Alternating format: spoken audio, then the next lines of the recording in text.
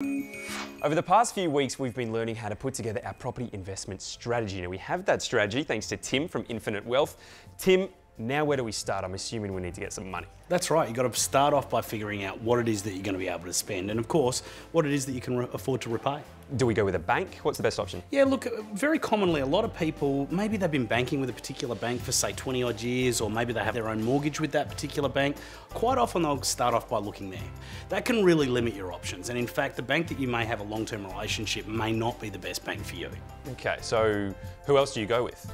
Well, a great place to start is by meeting with a broker. Often brokers can access multiple lenders, so that way they can really test out your options, find out what the banks are willing to do to get your business, and make sure they set it up in a way that's going to be best for you as well. Now, I'm assuming some brokers are better than others. How do you find one that's going to work really hard for you? That's exactly right, just like anything in life, I guess.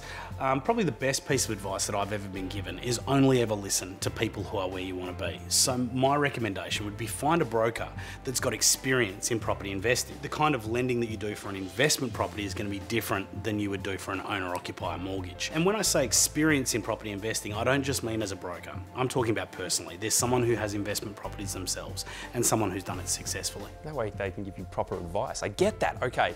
And then do you focus on interest rates? Is that an important thing to really keep an eye on? The interest rate can be important, but there's a lot of things to consider with any loan. Like, you may find a bank that has a cheaper interest rate, but they may not be willing to lend you as much. You may be better off being able to borrow more.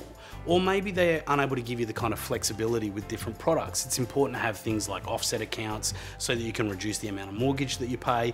Or, you know, there's other products that can be beneficial when it comes to a proper investment strategy. So don't get hung up on the interest rates. Don't get hung up on the interest rates. Great advice. Well, if you would like to get the best advice on how to meet your financial goals, you can always get onto infinitewealth.com.au.